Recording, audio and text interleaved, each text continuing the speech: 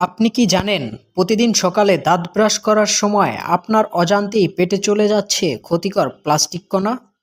হ্যাঁ, বিষাক্ত মাইক্রোপ্লাস্টিক।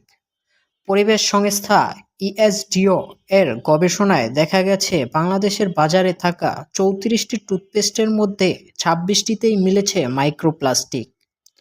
সবচেয়ে আতঙ্কের বিষয়, প্রতি ১০০ গ্রামে মেডিপ্লাসে ৩২০টি কণা এবং শিশুদের ব্যবহৃত কোমডো টুথপেস্টে ১৪০টি পর্যন্ত পাওয়া গেছে প্লাস্টিক কণা।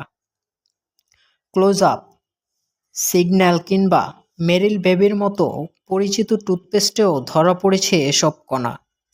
তবে আশার কথা হলো, জেনফ্রেশ, কোলগেট, ম্যাক্সফোর্স কিংবা প্যারাশুট বেবির মতো ৮টি টুথপেস্টে কিন্তু কোনো মাইক্রোপ্লাস্টিক পাওয়া যায়নি। বিজ্ঞাপন দেখে নয়, নিজের ও পরিবারের সুরক্ষায় এবার সতর্ক হন। আপনি কি আজও না জেনে এই প্লাস্টিক মিশ্রিত টুথপেস্ট ব্যবহার করেছেন?